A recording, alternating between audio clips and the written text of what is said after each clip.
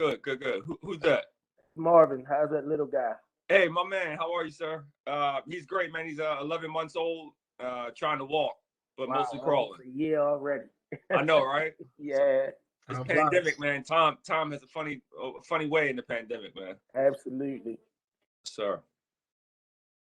All right, so I'd like to start off.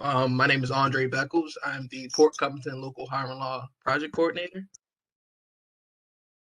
Yeah. Hello, and I'm Mark Brody. I am the head of the community impact section of Weller Development, and we work closely with MOED as we build Port Covington and work to lift up the community and the workforce around it. Yeah.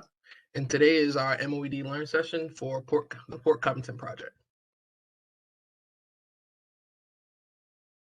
All right, so this is the logo for Port Covington and one of the model pictures that was created some time ago about how the project will look. You got any insight on this, Mark? Yeah, so this is what Port Covington will look like in the future. We are currently building those initial buildings you see there. For those of you who have been down there recently, we have Sagamore Spirit. That distillery is there. If anyone wants to ever come take a tour, once COVID dies down a little bit, if folks want to come down and take a tour, we can set that up. Just get in touch with Yvette or Andre or myself.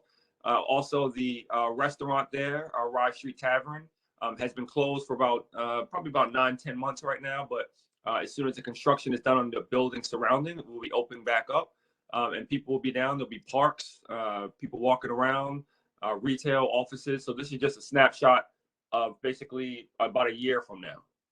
Yep. Great development. So, Newport Covington Local Hiring MOU. And I'll try not to read from the slides, but certain things I will have to read directly from the slides. So, in September of 2016, the Newport Covington Local Hiring MOU was signed between the City of Baltimore and Sagamore Development to further developers' commitment to diversity and inclusion. MOED's responsibility will strive to ensure the Baltimore City residents have access and are prepared for all employment opportunities through the construction of the project's infrastructure. Andre, I'm gonna just take a quick second here. Just for folks who don't know, and it's important to me and to Andre and to others that you all, everyone on the call who doesn't already know, kind of understand the history here. I mean, the city of Baltimore, this project is pretty historic, and that the city of Baltimore said, if you're going to come in and develop this area and receive the tax incremented financing that the project received, which is of course the sale of bonds, it's not money that was just sitting there waiting for someone to use, and so certain agreements were basically negotiated over the course of about a year between the community. There's a whole list of different community groups and associations and people, obviously elected officials and the developers, to say, okay, there's certain benefits that the community nearby and citywide need to realize through this project. And so that's what the MOU kind of came to be. It's a memorandum of understanding. It's a document. It's about 40 pages long, signed. It cannot be amended unless the Board of Estimates and everybody get together and amend it. And we are held to some pretty high standards. And it's a really interesting way to make sure that Baltimore City residents receive benefits from the project. And so, it's something that we should be proud of as Baltimore residents and people who work in Baltimore. Definitely something we should be proud of. The document, like Mark was saying, is pretty long and it holds us to a high standard, has a lot of rules and regulations into it, and pretty much maps out the whole project and everything that I could do, everything Mark does, and it also gives us a lot of power in what we can do. So I like the MOU a lot. So some Port Covington milestones. So over time, this has moved a bit, especially when it comes to 2021. But so from 2013 to 2015, the land assemblage of the majority of the site. 2016 March, Maryland Transportation Authority commitment of $33 million for highway improvements. In May, the TIP application is submitted. June, master plan approved. July, the 58 acres sold to Under Armour for their global headquarters. September, $660 million TIF money approved. In December, final zoning is approved. 2017, that's quarter three. So equity closing. 2018, initial tip ensure infrastructure starts. 2021, it was actually 2019, but things adjusted a little. So 2021, vertical construction started. And then 2020 through 2024, Chapter 1 initial deliveries. And 2021 to 2026, Chapter 1 stabilization. So over time, because of the pandemic, because of just the dismay this country was in, the timeline moved a little bit, but I believe we're back on course or onto a new course to have the project finished by, or majority of the project finished by 2026.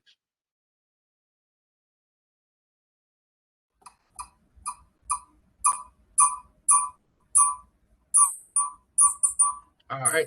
So the MOE partnership, that might be. I think Gerald Baker is either have the question or had to go on mute. We're good now. All right, cool.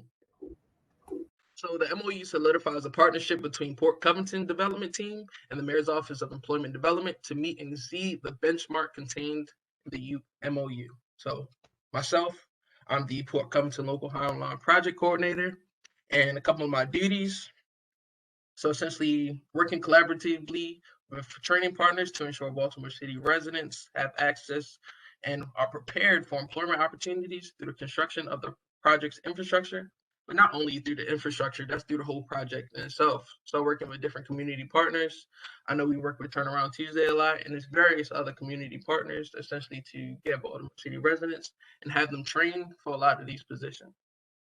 So I know we also been in contact with CivilWorks and various other companies and organizations to get that qualified pool of job seekers. Market employee Baltimore talent pipeline to all contractors and subcontractors. So essentially everybody, all the contractors that come onto the project, they meet with me. I'll probably dive into that a little bit later, but all of the contractors have to meet with me within 2 weeks of signing their contract. So essentially hear all of the services that MOED has to offer. And also, once I'm working with the employers, they'll send me over a job order pretty much saying that they're looking for a specific position. That's when I'll market all of the talent that we have in our pipelines using various sources like Breezy. Post job openings with MOED's one-stop network and with partner networks. So again, posting all the opportunities that are received from the contractors on our various networks like our Now Hiring job board. Conduct pre-screening and referrals of job-ready candidates to employers. Examine hiring data and prepare statistical analysis of workforce practices. And share data findings with Port Covington Local Hiring Advisory Committee. And advisory committees well, Mark, I'll let you dive into that one because I'm still a little bit new to the advisory committee. Yeah, absolutely. So overall, right here too, I just wanted to speak to this. Andre is doing a really great job in terms of, everything here you see, conducting the pre-screenings and referrals, posting the job openings. These are all requirements that the MOU said, and basically the city of Baltimore, the community elected officials said, okay, hey, look, before you go telling everybody about these jobs, we want to make sure city residents have access to them prior. And so, having the post with MOED well in advance of posting to the public is something that's happened throughout the life of this project. We have a 51%. I think Andre's going to get to this. I don't want to jump ahead, Andre, my bad. But there's certain hiring requirements that we have, and that's why Andre's here to make sure that not only the process and we're checking boxes, but that we're really thinking through how to get city residents access to jobs, not only in Port Covington, but around the city. Coming to us and saying, hey, I want to work in Port Covington. Well, Andre might say, well, there's not a job right now for you, but maybe you can go over here or over there and put you in touch with a different partner that might have jobs available. And so it's really up to us. And I say us meaning the Port Covington Development Team and MOED. If in 5 years, 3 years, 10 years, we look back and say, oh my goodness, only 300 city residents got jobs in Port Covington and the whole life of the project. That'll be, basically because MOED and the developer didn't kind of work together to make sure that more people got jobs. And I know it's a difficult time and everything, but, we really challenge ourselves to try and increase the number of city residents that get work in Port Covington and elsewhere. And so at the end of the day, it really is a partnership between MOED and the developer.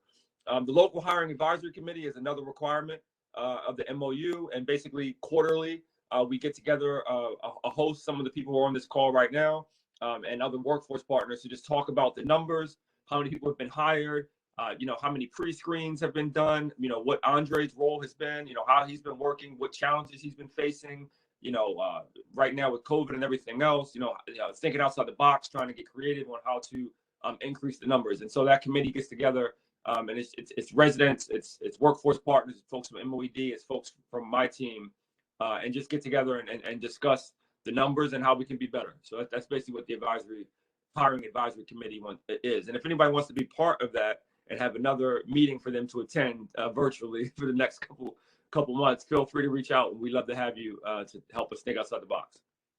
Yep, definitely so. And don't forget about the comptrollers. They're a part of the advisory committee as well. Absolutely. Absolutely.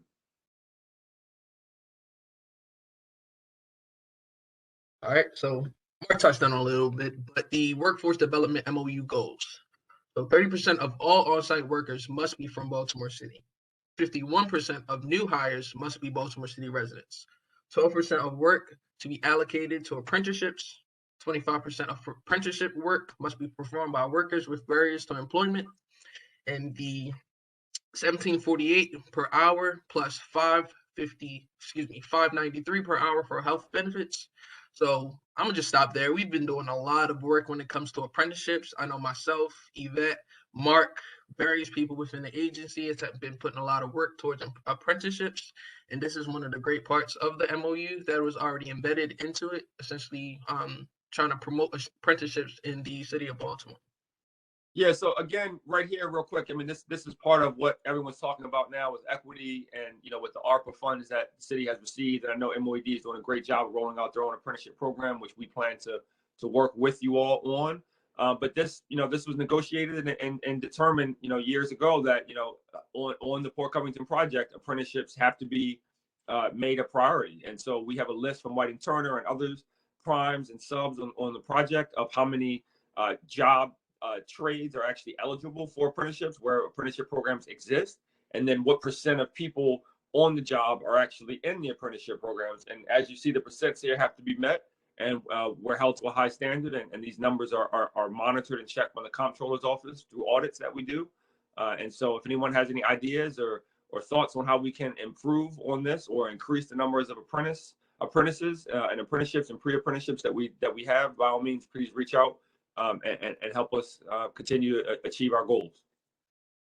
Yeah, like Mark was saying, these numbers are monitored by the comptrollers, but then also monitored pretty much on a daily basis by, I know part of our team is Greg. He's the project manager in a large aspect, he's a project manager, and he monitors the numbers pretty often. So do I. We're using a platform called Claros. That's where all of the subcontractors and contractors actually upload all of their documentation onto this one database, this one platform, and then that's when it keeps pretty much a live tracking of all of the percentages. So quick definition down here about a new hire, because it says 51% of new hires must be Baltimore City residents. So a new hire is an employee who has not previously been employed by the employer or previously employed by the employer, but has been separated from such prior employment for at least 60 consecutive days. So that assists with the numbers when it comes to, or assists with that percentage, because somebody might have worked for the company previously, but they're now a new employee when they come back around, but it has to be after 60 days. Yep. All right.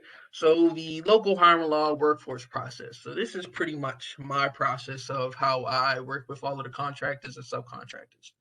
So we have vendor solicitation meetings. So it's pretty much just the onboarding meeting that I hold every Monday at 9 a.m. Any new subcontractor comes onto the project, they have to meet with me. So I'll meet with them that Monday morning. I'll go down the whole list about all of the rules and the regulations, pretty much the local hiring law, and all of the different schedules and paperwork that they have to fill out on a monthly basis. So that's the initial meeting. And then the contract awardee attends the initial local hiring law meeting, pretty much same thing. So number 3, post jobs with MOED and partner networks. This is within 2 weeks of the contract award, which is correct. And that position has to be posted with me for a period of 7 days before they can publicly post the position. So if they say a company needs a laborer or a concrete foreman, they have to post it with me. I have to be able to get it out to my community partners and also onto the job platforms. And then that 7 days will start. And then after the 7 days concludes, that's when they can post it wherever they need to post it. But at least it gives me the opportunity to post it and actually gather some qualified candidates within Baltimore City, so I can actually give them to the employer ahead of time before they can get talent from anywhere else. So recruitment, local hiring coordinator receives resumes from partners and other sources.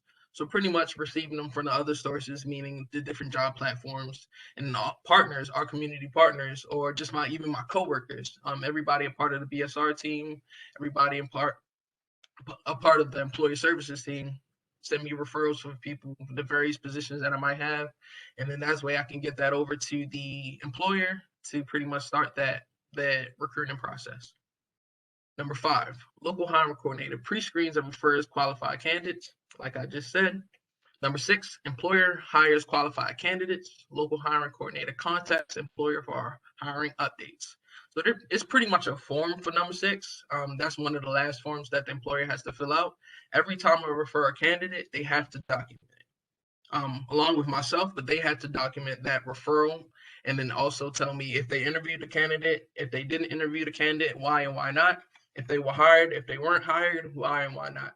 Pretty much just keep a tracking of everything. So when time comes around for audits, they ask, what have we done essentially, or why haven't a number of residents been hired? So you can give that information out to the comptrollers to show like all the work that we've done. Absolutely. Number 7. Oh, now go ahead.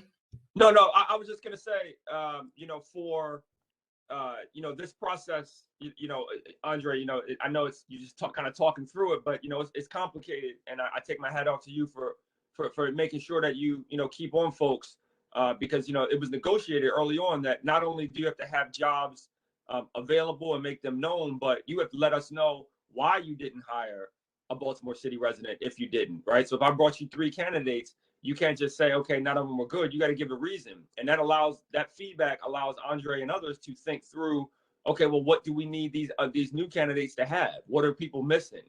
How can we improve the pool of candidates coming through? And I think that's what we all should do in our work, is evaluate what's working and what's not, and thinking through, how to improve the candidates and train them up and get them to a point where they are getting hired. And so that's an important nuance within this whole process. And Andre, whenever you get a chance, we have a question in the chat from Wendy Gordon, I believe. Okay, cool. And I'll just finish up here. Local hiring coordinator notifies referral sources from partner network with hiring and update feedback. So pretty much I'm just going back to all of my community partners, going back to my coworkers, and just updating them with the process, along with updating Mark about what the process and essentially what candidates were hired, who weren't hired, and just moving forward from there. So pretty much with all of these boxes, it's a document connected with it. We just call them schedules. So it's a document connected with pretty much all of these. Number 1 is document Schedule A.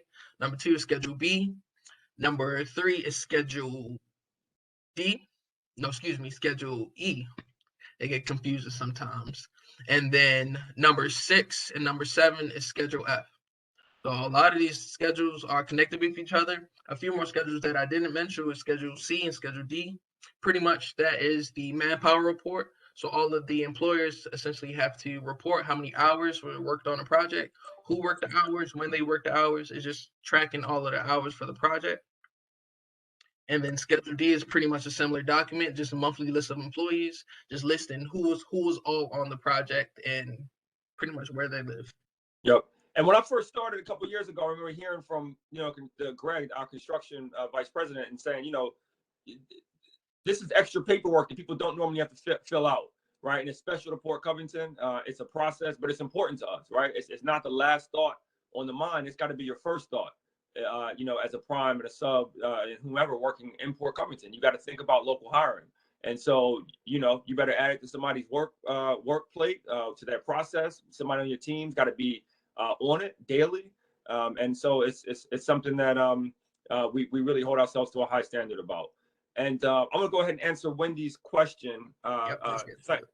Thank you, Ms. Gordon, for the question. Please explain barriers to employment. Are you referring to criminal background checks? And is this a requirement for employment? So I have the definition here for you within the MOU of what we consider workers with barriers to employment. And again, this was negotiated and determined by the city of Baltimore, developer and community associations over the course of 12 to 18 months. And so you have to have barriers to employment such as being or having a condition of 1, homeless, 2, a custodial single parent, 3, receiving public assistance, 4, having a criminal record or other criminal justice system involvement, 5, suffering from chronic unemployment, 6, emancipated from the foster care system, 7, out of work youth, 8, returning veterans as established by the local hiring committee. So that's what barriers to employment means. And we don't use that as any sort of screening process to answer a question. We actually have I forget the exact term, but basically no one can ask that question and in the very front. Now, I think that might be state law, or if it's not, it should be by now.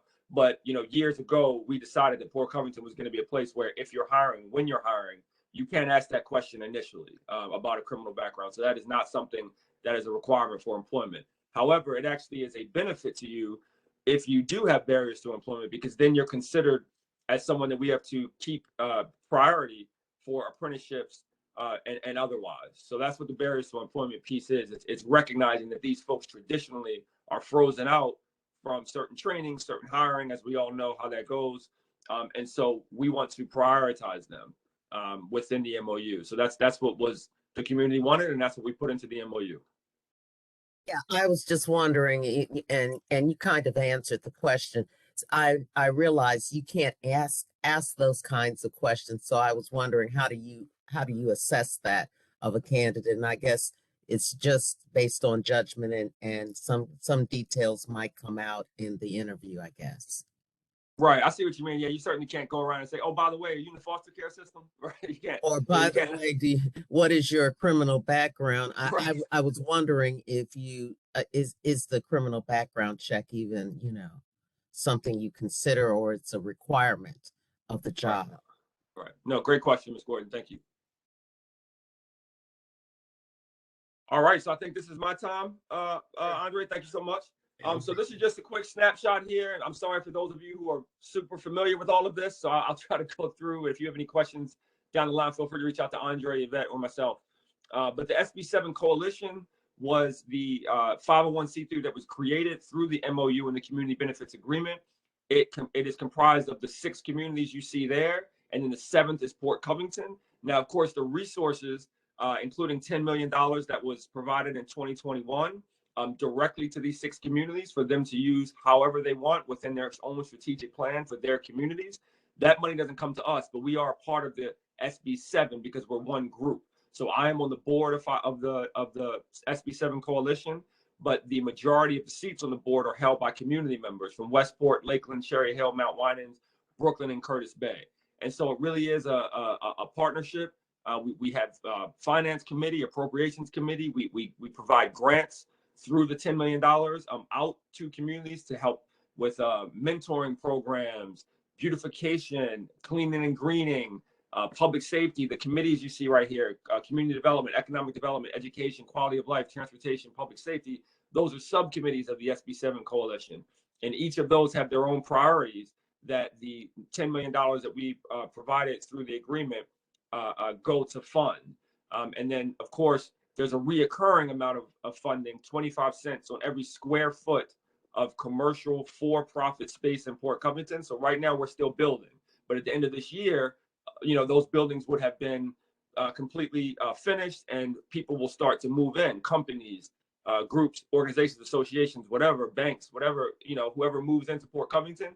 If you're a commercial for-profit space, then 25 cents on every square foot goes into a fund that for the next 15, 20 years will be paid out annually, 1/3 to citywide initiatives, which us as the developer and the mayor's office and others within the city help determine through a voting process where those funds go. And then 2/3 of that will go to these 6 communities. And so by the end of this project, or even in the next 3 years, right now I think the amount's about $400,000 a year. But that'll only grow. So as Port Covington grows and more buildings come online and more tenants move in, then more people will be paying into these this fund, and it'll just grow. So you'll be hearing a lot more about this because we haven't started pushing the money out just yet, but in February we will. So you'll be seeing some headlines from the mayor's office, et cetera, about funds from Port Covington going to initiatives, whether that be scholarships for disconnected youth, whether that be drug treatment. These are just some things that I personally am going to recommend that we use it for. But of course, it's going to be a process with everyone's input. And so you'll be hearing more about that. So if anybody has any ideas about how that money can be spent, please let us know. But that's what the SB7 coalition is. And Mark, I think you touched on the last question I was just asked. Who do you contact for grants or mentor programs? Yes, grants for mentor programs. You could reach out to me about that. Absolutely. And we do consider mentoring to be a very important piece. Actually, as a company, we do mentoring, albeit virtually right now, unfortunately. I mentor my personal life. And so it is certainly something important to us. And, please reach out to me if there's a mentoring program that you know of that could use some additional funding that's citywide or even within one of these communities. Because if it's in one of these 6 communities, then the mentoring program could apply for grants directly through the community associations that have the $10 million that we pushed out to them. But otherwise, you can contact me about something for citywide. All right. And then just make sure you put your email address in the chat box. And there was another question that popped up. Is there any percentage to hire people with disabilities? Disabilities. So that is not a worker with barriers to employment. That's not because we don't consider it that, but that's because that's what was agreed to by the city and the community and the developer, 4 or 5 years ago. So that's not something within the MOU that we consider disabilities, no. And then let's move on. Crunching on time. And then you go ahead, Mark. I know you. Oh, yes. Okay. So we have some questions in the chat. That's what I was reading. I'll try to get to them in a moment. Let me just jump on them. I don't want to miss people. Is there any percentage to hire people with disabilities? The answer to that. Who do you contact for grants? Will this opportunity extend to college students? From Sharice Hill. I'm not sure which opportunity you're referencing. If you're talking about the grants, then yes, certainly. It will extend to college students for scholarships. Yes. And can you give us a status of your city residents who have been hired thus far? I don't have the exact numbers off the top of my head. I do know that 30% of everyone, including me, and our team at Weller, anyone who works in Port Covington, that's including Nick's Fish House, Sagamore Spirit Distillery, all of the contractors, everybody, 30% are in fact city residents, and 51% of all the new hires are city residents. That much I do know. It's not a huge number because, as you all know, hiring is difficult right now. And a lot of these groups come in with their own teams already established. So new hires don't really happen too often, as often as we would like. But of course, this will increase when people start to move into Port Covington. That's when I had a construction guy tell me a couple of years ago when I first joined, he said, Mark, the real jobs are when we leave, right? The construction teams have jobs, but they're 6 months here, 9 months there, 3 months there, as you all know. But the companies and the businesses that move into Port Covington, they're going to hire, and those jobs are more long term. So that's what we should be focusing on into the future as well. And Sharon Fulton, if you could just shoot me an email. Sorry, I'll try to copy and paste your email here. So this image here is just the indirect impact zone and direct impact zone, which I described earlier. Our direct focus is the 6 communities surrounding our project. Those are the people in the communities that we want to make sure really see the largest benefit from this project because they deserve it and it's right in their backyard. But of course, the indirect impact zone is citywide. We built recreation centers. We provided college-bound, $1 million to college-bound scholarships. We provided $1 million for after-school programs to get disconnected youth and otherwise into private Catholic schools through a program in the city. We have done lots of different things citywide, and we'll continue through the fund that I just mentioned that's going to go on for the life of the project, which is going to be 15, maybe 20 years. And so those monies will just continue. And from Shantae, yes, employment for felons, returning citizens. Yes, we do employ a certain percentage of that population. So please do get in touch with us and let us know how we can work with your pipeline. Happy to do that. And I will provide my email to everyone at the end of the call. So you can flip to the next slide, please.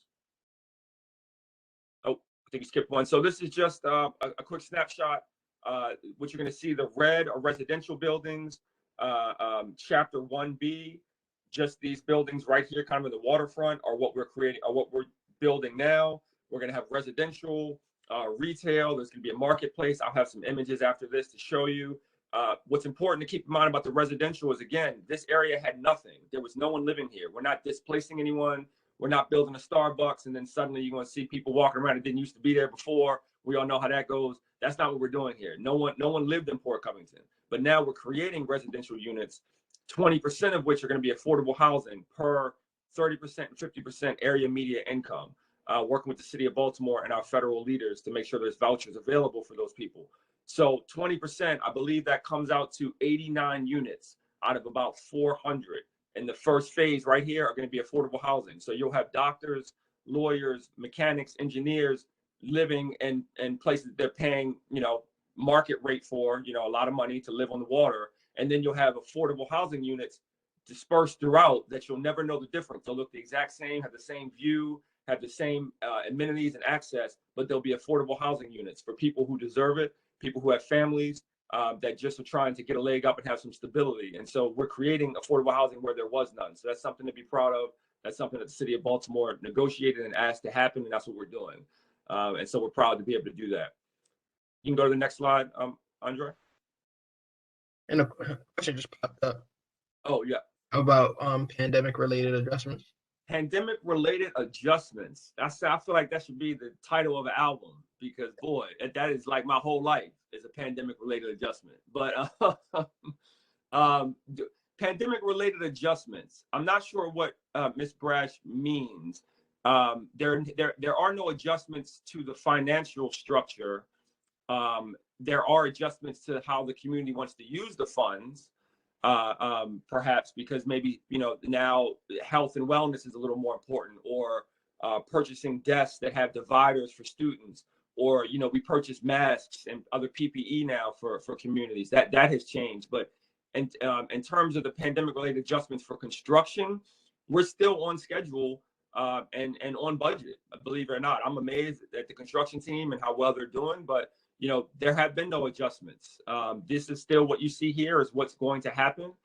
Under Armour's campus did shrink a little bit, as we all saw in the newspaper, because just like everybody else, they need less office space. Like, people have realized that you don't need 5,000 people coming to work Monday through Friday, 9 to 5. You can be just as effective and do it in a different way. So the Under Armour office space did shrink, but there's still going to be fields. It's still going to be their headquarters. It's still going to be a beautiful place with 40 acres of parks, 2.5 miles of waterfront space for people to come and enjoy with their families, nearby and far. So everything is still going to be the way it is, to answer your question. This is an image of Rye Street, just one of the streets that are going to be in Port Covington. As you can see, you really can't tell here, but the focus of the buildings, from what I'm told from our designing team, is to make sure that as a pedestrian, you feel like you are the priority in Port Covington. Like, it's not cars speeding through and you got to be careful and walk and, stop, look, and listen like your grandma taught you when you were little. It's not going to be like that, right? It's going to be more focused on the pedestrian experience. And so the streets and the sidewalks and the bike lanes will be mapped out that way. You can go to the next slide. This is Rye Street Market. As we all know, Baltimore is a city of the great markets, and no difference here in Port Covington. We're gonna have our Rye Street Market. You see it's gonna be waterfront. There's gonna be a pedestrian walkway in front where traffic has to slow down. Again, pedestrian focused. There's gonna be an outdoor portion up top, as you see with the trees. There's gonna be, I believe, some retail on the bottom, some residential up top. It's gonna be a beautiful open market, with birds flying through and the wind coming off the water. It's gonna be quite nice, and I'll make sure that everybody comes over and can enjoy our grand opening if you would like to. Next slide. This is Triangle Park. This is just one of the many parks that we're gonna have. Again, I believe it's about 40 acres of parks and 2.5 acres of waterfront park space. That was very important to the city. That was very important to the community residents that helped basically dictate to us what we can and cannot do in Port Covington. And we agreed, and now, rightfully so, we're going to have open waterfront park space for anybody to come enjoy. And so it'll be beautiful, and people will be able to come out and enjoy the water. Because in South Baltimore, there's a lot of water down there. But, you know, one thing I noticed coming from West Baltimore, I didn't go down there much, but, you know, you notice that it's not a lot of places on the water to enjoy. You can see it from the distance, but now we're going to have spaces out on the water for people to come and enjoy. So that's what you see here. And then the question just came to me, asking what's going to happen to the Sun Paper Baltimore Sun. It's still here. Baltimore Sun building is still here. The factory is still there. This is all additional. I believe they're going to be dredging. Am I correct, Mark? Yes, so Baltimore Sun has announced, I believe, that they are leaving because something about they just no longer need printing press or something. I guess the world's changing. It's sad to see as a Baltimore City resident my whole life. You know, I can't really imagine Baltimore Sun not being a thing. I don't think they're necessarily leaving Baltimore, but this space, I believe they're not going to be in anymore. And so what will happen to it? That's a great question. We see it as an opportunity. We see it as an opportunity to bring in another tenant. It's a very large space, beautiful waterfront views, lots of amenities nearby, you know, right off of 95, 3 exits off of 95. It's really unlikely that there's not going to be someone who wants that space. And so if anybody knows anybody, I can put you in touch with someone that can help you talk through what it would look like to get into that space. But we're in the process of determining what will happen with that space next. Yeah. And then another question came through. Will there be affordable housing? Yes, Mark mentioned be about 89 units. Yeah, 20%. So we have a mandate that 12% of our residential units be affordable in this first phase, and then up to 8% can be off-site. However, we took the harder route of making sure that 20% was in Port Covington. So we've helped with affordable housing in Westport.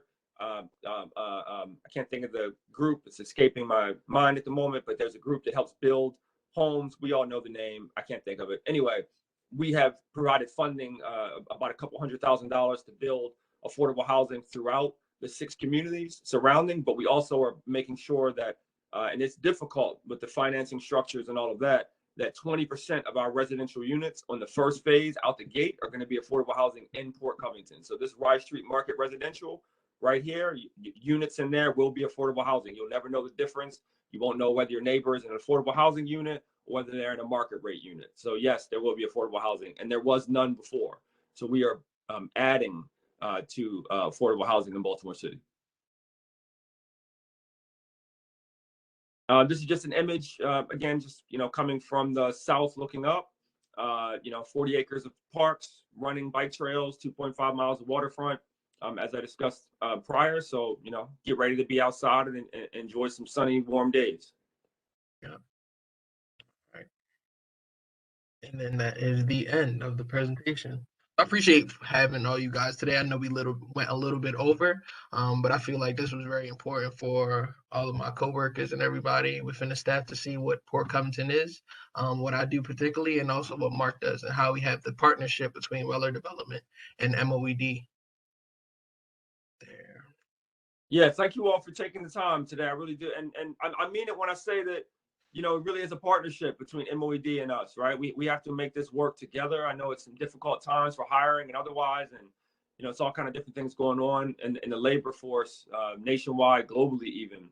Andre's doing a great job for us. Yvette, thank you for all your help. Jason, Mackenzie, for your leadership. You know, and we're really excited, but, you know, we can only do what we can do together. So if anybody has any ideas or suggestions on how we can improve or different ways we can think through hiring, or if you know about hiring fairs or virtual platforms that Andre and myself can join and try to get people acclimated to what we're doing in Port Covington, please let us know. We're all ears, and we really are trying to work together to make this the best it can be for Baltimore moving forward. Hey, Wait, Mark, put your this email is address Darrell. in How the you chat doing, box. brother? I'm sorry, I didn't hear that. This is Darrell Falls. How you doing today? Hey, my man, how are you, sir? I'm beautiful. Had a quick question for you. I know you mentioned the jobs, the subcontractors. Didn't hear you mention a lot about minority and women-owned businesses and some of the work they're doing on Port Covington. It's a billion-dollar contract. How much is that contract being slated towards minority and women-owned businesses? Absolutely, yes, sir. So we were focused on local hiring in this, but there is a whole nother segment about the MOU and our job for supplier diversity. Last time I checked, and I can pull these numbers up, we have to report to the mayor, to the city council president, and to the comptroller quarterly about our supplier diversity numbers. Last I checked, there was about 112 different minority and women-owned Baltimore City certified minority and women businesses that have gotten contracts, and that represents something like $130 million or something that's gone out to them. These are families, these are people with businesses that are trying to grow and improve themselves, minority and women-owned businesses. I don't even want to get started on the whole, whether in Baltimore City where it's majority minority, whether we should still be considered minority, but that's a whole other point. But we're working within what we have and what we can do and what we've been asked by the city to do. And we have 27% and 10% targets, 27 minority, 10 women. We shattered that. At some point, we were at like 60% and 20%, right? Like we, depending on the phase of the work. So, well over, 115, $120 million is going out to minority women-owned businesses. And we continue to market the RFPs and RFQs to our partners, Wayne Frazier and his group, Sheila Dixon and her group, different folks who are in the minority and women-owned contracting business world, let them know about opportunities aside from just construction, because again, it's not all about construction. We've got different professional services as well. And so we're shattering our goals there. Thank you for asking, Darrell. Thank you. I know I saw a question run across about apprenticeships. If we have any apprenticeship opportunities right now. I know we're working with all of the contractors, especially like White and Turner, to develop their apprenticeship program to get apprenticeships to them. I know Mark would know a little bit more about me about the updated. Any updates about the current apprenticeship situation? Yes, so we have a chart that White and Turner puts together in our main primes of all of their apprenticeships.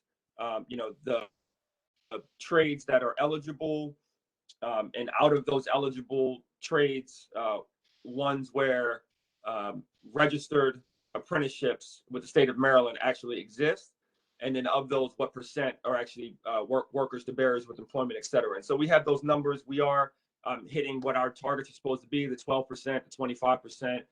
And again, I plan on working with Yvette and others on MOED's rollout of your apprenticeship program through ARPA funds. We plan to work with you all and increase the impact by providing funding that will go towards those apprenticeships as well that we're trying to expand from an equity lens. So I hope that answers your question. If you have further questions, we can take a side call. I'm all ears in terms of how we can think outside the box on increasing our apprenticeship and pre-apprenticeship numbers. We're looking forward to working with Living Classrooms as well. We'd like them to actually come down and have a place in Port Covington. We're looking to expand them into South Baltimore, right in Port Covington, where they have a training facility right on our grounds. And so that's something that should be happening hopefully in the next 6 months. I see all of the praises and kudos in the chat box. I appreciate everyone. This project is huge. It's actually the largest development in the country right now. The largest of its kind, yeah, 235 acres. Yeah. So it's an honor to be working on it, really, to be, essentially to go down in history for the city of Baltimore. So I appreciate everybody. Thank you, Andre and Mark, both, for your great presentation. No problem. Then again, if anybody has any questions, I'll put my email address in the chat box along with Mark's. And then please, everybody, I also redrop the link for the survey in there. Please, everybody, go ahead and fill out that survey for us. Thank you, everyone. No problem. All right, so everybody have a great day. Have a good day, everybody. Stay safe. Great presentation. Thank you very much. Have a great day. Appreciate it.